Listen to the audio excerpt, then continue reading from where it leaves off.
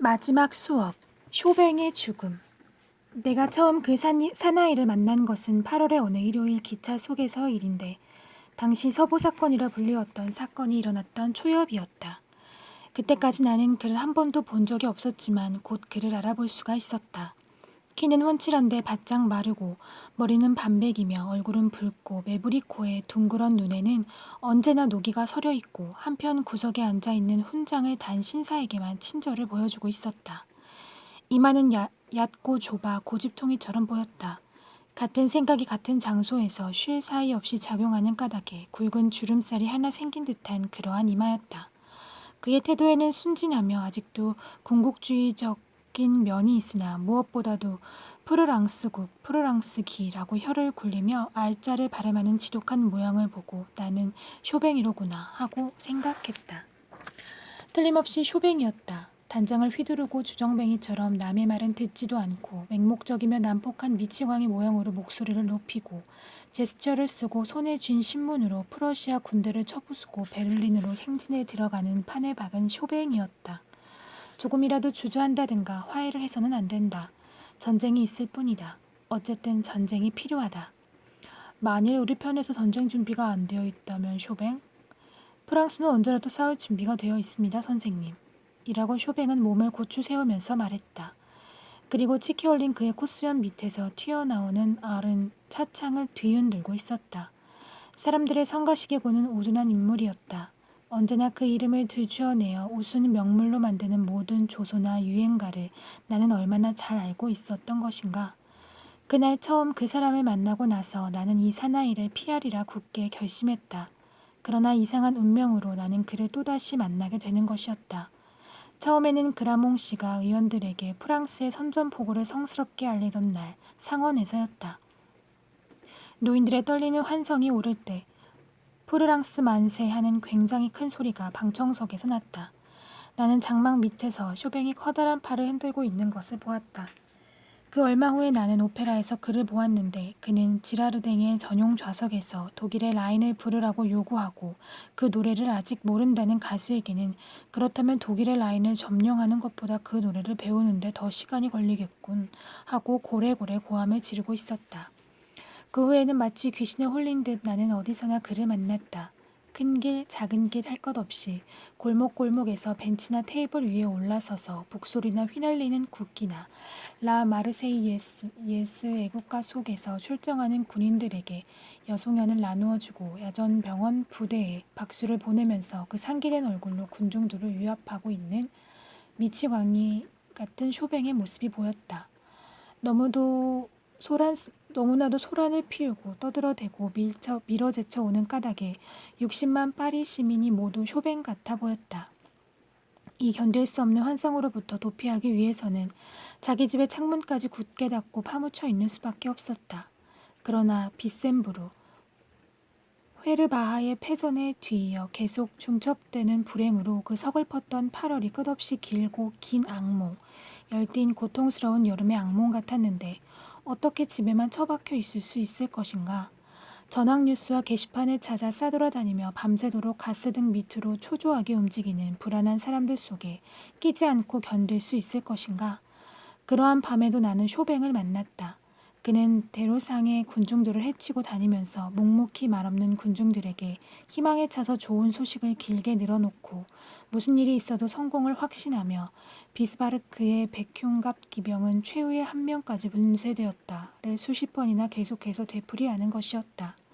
이상한 일은 이제 쇼뱅은 그다지 우습게 보이지 않는다는 점이었다. 그가 하는 말은 나도 한마디도 신용하지 않았지만 그런 것은 아무 관계도 없었다. 그가 하는 말을 듣기가 이제는 재미있게 되었다. 그가 아주 맹목적이고 광적으로 오만했고 무지했지만 그에게는 사람의 마음을 따뜻하게 해주는 불덩이 같은 생생하고도 끈질긴 힘이 있었다.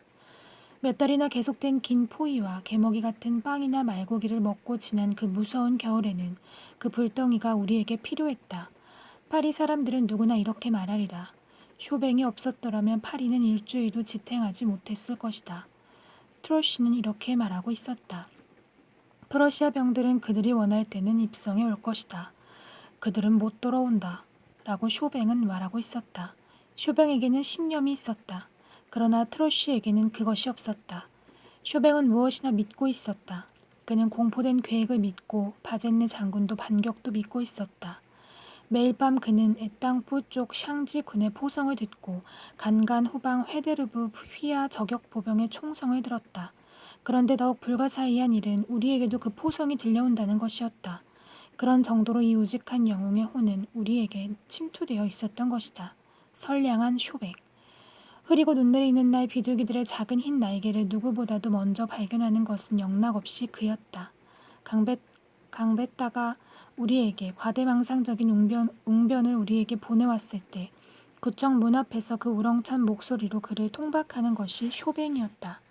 12월의 추운 밤 고깃관 앞에서 추위에 벌벌 떨며 사람들이 열을 짓고 서 있을 때면 쇼뱅도 충직하게 그 열 속에 끼어드는 것이었다. 그리하여 그의 덕택으로 이 굶주린 무리들은 웃고 노래하며 눈 속에서 윤물을 출 원기를 갖게 되는 것이었다. 르롱라 물러서라. 프러시아 병들이 로렌으로 지나가게. 라고 쇼뱅이 노래를 시작하면 주변의 사람들이 목저화로 박자를 맞추고 모직 두건 밑에 창백하고 불쌍한 얼굴들은 잠시 건강한 홍조를 띠는 것이었다. 그러나 이 모든 것은 아무 소용이 없었다. 어느 날 저녁 두로가 앞을 지나다 보니 불안한 표정의 군중들이 구청 주변에 묵묵히 모여들고 있었다. 그러자 차도 없고 불도 없는 이 넓은 파리에 쇼뱅의 목소리가 엄숙하게 울려나왔다. 아군은 몽뚜루뚜 고지를 점령한다. 일주일 후 파리는 함락됐다. 그 쇼뱅은 오랜 간격을 두고 나타났다. 두세 번 대로에서 나는 그가 몸짓을 하면서 보복할 이야기를 하고 있는 것을 보았다. 그러나 귀를 기울이고 있는 사람은 아무도 없었다. 도락자들의 파리는 옛날의 즐거움을 되찾으려고 애타있었고 노동자들의 파리는 분노를 품고 있었다. 가엾은 쇼뱅이 아무리 그 큰 팔을 휘둘러 봐야 사람들이 모이질 않고 오히려 그가 나타나면 흩어져 버리는 것이었다. 어떤 사람들은 귀찮은 녀석했고 또 다른 사람들은 간첩하고 내뱉었다. 그러자 폭동의 날이 왔고 적기, 꼼린, 파리는 무례한들이 소나기에 떨어졌다. 쇼뱅은 의심을 받게 되어 밖으로 나가지 못했다. 그러나 원주 습격의 날 그는 방돈무 광장 한편 구석에 있었음에 틀림없었다. 군중 속에 섞여 있었을 것이다. 무례한들은 그의 모습을 보지도 못하면서 욕설을 퍼부었다. 이 쇼뱅. 그리고 원주가 넘어갔을 때 사령부의 창 옆에서 샴페인을 마시고 있던 프러시아 장교들은 하하하 쇼뱅군 하고 조소하면서 술잔을 들었다. 5월 23일까지 쇼뱅의 생사는 알 길이 없었다. 지하철 창고의 한 구석에 엎드려 프랑스 군의 포탄이 파리의 지붕 위로 나는 소리를 들으면서 이 가엾은 사나이는 절망에 사로잡혀 있었다. 마침내는 어느 날 폭격이 오고 가는 사이로 그는 나섰다. 인적이 끊어진 거리는 한결 넓어진 것 같았다. 한편에서는 대포와 적기가 바리케이트와 함께 위협적으로 세워져 있었고 또 다른 한편에는 2명의 작은 뱅세느 엿보병이 벽에 기댄 채 몸을 굽혀 총을 겨누고 전진해 오는 것이었다. 베르사유 부대가 파리에 입성한 것이었다. 쇼뱅의 가슴은 뛰었다. 그는 병사들 앞으로 달려나가면서 프랑스 만세 하고 외쳤다. 그의 목소리는 전후에 나는 총성 속에 사라졌다. 무정한 오해로 인해 이 불쌍한 사나이는 쌍방의 원한의 표적이 되어 집중 사격을 받았다. 표적이 없는 도로 한가운데서 그가 구르는 것이 보였다. 이틀간을 그는 두 팔을 뻗친 채 무기력한 얼굴로 방치되어 있었다. 쇼뱅은 내란의 희생자로서 그렇게 죽었다. 조국을 사랑한 프랑스 최후의 사람이었다. 마지막 책. 그가 죽었어. 누군가가 계단을 올라가면서 나에게 이렇게 말했다. 벌써 며칠 전부터 나는 이 슬픈 통지가 올 줄을 예감하고 있었다. 가까운 장래의 이 문전에서 부고를 받으리라고 생각하고 있었다. 하지만 그것은 뜻밖의 일인 양 나를 놀라게 했다. 나는 슬픈 가슴을 안고 입술을 떨면서 그 문인의 허술한 집에 발을 들여놓았다. 그 집안에서는 서재가 제일 좋은 자리를 차지하고 폭군적인 학문이 집안의 평안과 광명을 모두 빼앗아 버리고 있었다. 그는 그곳에 아주 낮은 쇠침대 위에 엎드려 있었다. 그리고 종이 조각들이 얹혀 있는 책상 가운데 쓰다만 큰 글씨, 잉크병 속에 아직도 꽂힌 채로 있는 펜은 죽음이 얼마나 갑자기 그를 덮쳐왔는가를 말해주고 있었다. 침대 뒤에는 원고와 종이 부스러기가 삐져나온 느티나무 장롱이 그의 머리 위에서 반쯤 열려져 있었다. 주인은 전부 책뿐이다. 선반 위에도, 의자 위에도, 책상 위에도. 그가 여기 책상 앞에 앉아서 쓰고 있을 때는 이 혼잡, 먼지 없는 이 난잡함이 그의 눈을 즐겁게 했을지도 모른다. 그곳에서는 생명과 일의 즐거움이 느껴졌다. 그러나 이 죽음의 방에서 그것은 애처로웠다. 무더기인 채로 흐트러진 이 애처로운 책들은 다시 경매에 붙여져 강가나 노점에 흩어져서 바람이나 산보자에게 들춰지는 길가의 문고 속에 섞여질 듯하다. 나는 막 침대에서 그에게 키스를 했다. 그리고 돌덩이 같고 무거운 이마에 감촉에 오싹하여 그를 보았다. 갑자기 문이 열렸다. 짐을 가지고 헐레벌떡거리면서 서점의 점원이 기운차게 들어와서 갓 인쇄된 책 보따리를 책상 위에 밀어 던졌다. 바슈랭에서 가져왔습니다. 하고 그는 소리쳤다. 그러나 침대를 보고 그는 뒷걸음질 치더니 모자를 집어들고 조심조심 돌아갔다. 병자가 그렇게도 기다리던 것이 한 달이나 늦어 죽어서야 받게 된 이 바슈랭 서점의 짐 속에는 무언가 무서우리만큼 아이러니컬한 것이 들어있었다. 가련한 친구. 이것은 그의 마지막 책, 그가 가장 기대를 건 책이었다. 벌써 열이 심해서 떨리는 손으로 얼마나 세밀한 주의를 기울여 교정을 했던 것인가. 최후의 며칠 동안 더 이상 말을 못하게 되었을 때에도 눈은 잠시도 문에서 떠나지 않았다. 만약 인쇄공이나 교정계나 재본공 등 단 한 사람이라도 출판일에 관계한 사람이 그 불안과 기대 어린 눈을 볼 수 있었더라면 죽기 전에 즉 한시바삐 새로운 책의 향기와 신선한 활자 속에서 이미 자신의 머리에서 떠나 어렴풋해지기 시작한 사상을 생생하게 재발견하는 기쁨을 죽어가는 환자에게 주기 위해 일손을 바삐 놀려 조판과 인쇄에 제본을 서둘렀을 것을. 원기가 흘러넘치는 때라 해도 실상 작자에게 있어서는 실증이 나지 않는 행복이 거기 있는 법이다. 자기 작품의 최초의 한 권을 펼친다. 격렬한 두뇌의 비등 속에서가 아니고 마치 부각이 된 것처럼 결정이 된 하나의 형태로서 작품을 본다. 이 얼마나 즐거운 느낌인가. 아주 젊었을 때에는 눈이 아찔해지는 느낌이다. 머릿속 가득히 태양을 집어넣은 듯 글자는 파랗고 노랗게 길게 늘어나 빛나고 있는 것이다. 늙어지면 이 창작가의 기쁨에 다소의 슬픔이 섞이게 된다. 하고 싶은 말을 다 하지 못하는 유감이다.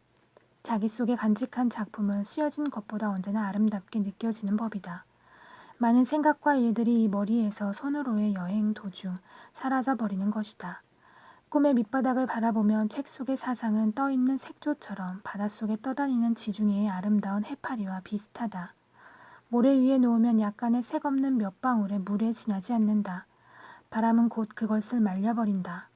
아, 이 기쁨도 환멸도 이 사나이에게는 가엾게도 자기 최후의 작품에서 무엇 하나 얻지 못했던 것이다. 움직이지도 않고 축 늘어져 베개 위에서 자고 있는 이 얼굴과 그 옆에 새로 나온 책을 보는 것은 괴로웠다. 이 책은 곧 서점의 쇼윈도에 나타나 한간의 잡담과 하루의 생활 속으로 섞여갈 것이다. 그리하여 지나가는 사람들은 기계적으로 제목을 읽고 저자의 이름과 함께 눈 속 깊숙이 기억 속에다 새겨두고 떠날 것이다. 밝은 색의 표지 위에서 벙글벙글 웃고 있는 이 이름은 또한 구청의 쓸쓸한 페이지에도 기입되어 있는 것이다. 땅에 묻혀 잊어버리게 될 이 굳어진 몸과 생생하게 눈에 보이고 아마도 불멸의 혼같이 그에게서 빠져나온 이 책과의 사이에는 영혼과 육체의 문제가 오붓이 그대로 존재해 있는 듯한 느낌이었다. 한 권 주겠다고 약속했습니다만 하고 나의 곁에서 울먹이는 목소리가 낮게 들렸다. 나는 돌아다 보았다. 금태 안경 아래에서 내가 잘 아는 그리고 글을 쓰는 친구 여러분이 모두 잘 아는 생기차고 호기심에 빛나는 눈을 발견했다. 여러분의 책 광고가 나면 그답게 조심조심 끈기 있게 문전에서 2번 배를 울리고 찾아오는 책 수집가이다. 웃음을 띄운 채 허리를 구부리고 들어와서는 여러분의 앞뒤로 돌아다니며 여러분을 선생님이라고 부르고 돌아갈 때는 반드시 신간서적을 얻어간다. 신간만이다. 딴 것은 죄다 가지고 있다. 신간만이 없는 것이다. 자, 어떻게 앉을 수 있겠는가. 참으로 좋은 때를 노리고 오는 것이다. 이제 말한 바와 같이 책이 나와 기뻐하며 누구누구에게 증정하랴, 인사장을 쓰랴 하고 기분이 설레일 때 여러분을 사로잡는 요령을 그는 알고 있는 것이다. 아, 두드려 대답이 없는 문도, 얼음 같은 냉대도, 바람도, 비도, 거리가 먼 것도 그 무엇으로도 배척할 수 없는 무서운 사내. 아침에 뽕뿌 거리에서 빠시 장론의 작은 문을 두드리는 그를 보았는가 하면 저녁에는 사르두의 신작 희곡을 끼고 마를리에서 돌아온다. 이와 같이 살살 다니면서 졸라대기만 할 뿐 하는 일 없이 일생을 보내고 지갑에 상처를 주지 않고 장저를 채워간다. 참으로 죽음의 침대에까지 그를 끌고 오는 정도이니 이 샤나이의 책에 대한 열정은 정말 대단한 것이다. 자, 당신분을 받으시오. 하고 나는 성급하게 그에게 말했다. 그는 책을 받는다기보다 마셔버렸다.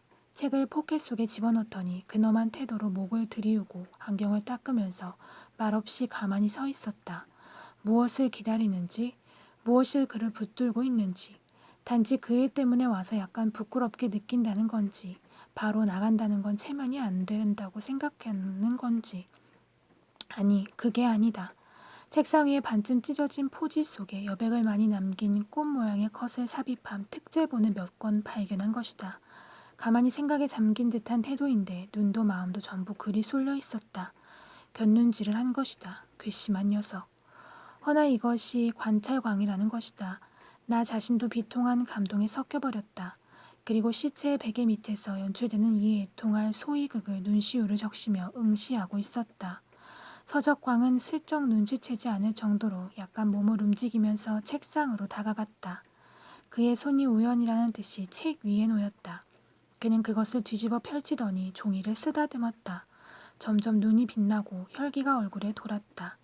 책의 마력이 그의 몸 안에서 작용하고 있는 것이었다. 드디어 참지 못하고 그 중 하나를 들어 올렸다. 생트 베브시에게 갖다 드려야 할 책이군요. 하고 그는 나지막한 소리로 나에게 말했다. 그리고 열망과 곤혹과 그 책을 도로 내어놓으랄까봐 하는 걱정에서인지 또는 생트 베브시에게 가지고 간다는 것을 믿게 하려는 것인지 그는 표현할 수 없는 회한의 어조로서 무겁게 덧붙였다. 프랑스 할리모네. 그리고 그는 자취를 감췄다.